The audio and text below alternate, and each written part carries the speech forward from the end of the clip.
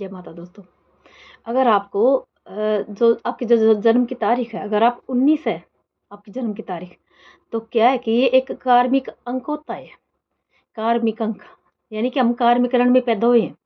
कार्मिक क्यों? क्योंकि जैसे क्योंकि जो कार्मिक अंक 4 तरह के होते हैं, 4 अंक होते हैं, 4 तरह के अंक कौन-कौन से? 13, 14, 16 और 19। तो अगर आपका जन्म 19 तारीख को हुआ है, तो क्या होगा कि आपने पिछले जन्म में आपको कोई बड़ी बड़ा पद मिला होगा।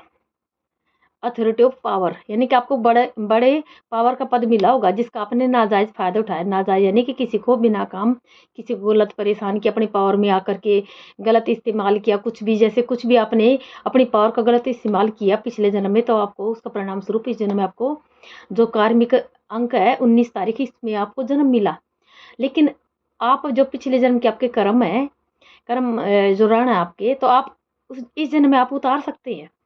तो लेकिन अब मैं आपको जैसे मैं नहीं कह रही ये बात आपको कि, लेकिन ये हमारे शास्त्रों में लिखा हुआ है कि पिछले जन्म के जो भी कार्मिक जो हमारे ऋण होते हैं, वो हमें इस जन्म में हमें उतारने होते हैं। नहीं तो क्या होता है कि जो अगला जन्म मिलेगा हमें, फिर से हमें वही कार्मिक अंक मिलेंगे और वही जो हमारी कार्मिक ऋण होते हैं हमारा पीछा करेंगे, उन्हें उनका परिणाम हमें भुगतना पड़ेगा। तो इसलिए कोशिश करें कि इस जन्म में भी अगर कोई हमें जैसे 19 तारीख मिली है, हमें 19 का अंक मिला है बर्थ डेट में, तो और साथ ही अगर कोई जैसे कोई पावर पावर ये मतलब ही नहीं पावर का कोई कोई राजा बन गया, कोई मंत्री बन गया, ज़रूरी नहीं है। तो जैसे हम घर में परिवार में रहते हैं और घर परिवार में कोई ऐसा इंसान है जो अपने परिवार का जैसे मुखिया हो गया, अपने परिवार का कोई बड़ा पद सँभाल रहा है, बड़ा इंसान, और पूरे परिवार को सँभाल रहा है। उसके बावजूद क्या कर रहा है, परिवार के जितने भी सदस्य होते हैं, अगर वो नाजायज़ फ़ायदा उठा रहा है, यानी कि उनका कुछ उनके साथ कुछ ऐसा गलत कार्य कर रहा है अपने पावर का गलत इस्तेमाल करके, तो उसके भी जो कार्मिक जो ऋण होता है वो वापिस से लागू हो जाएगा और अगले जन्म में फिर से वही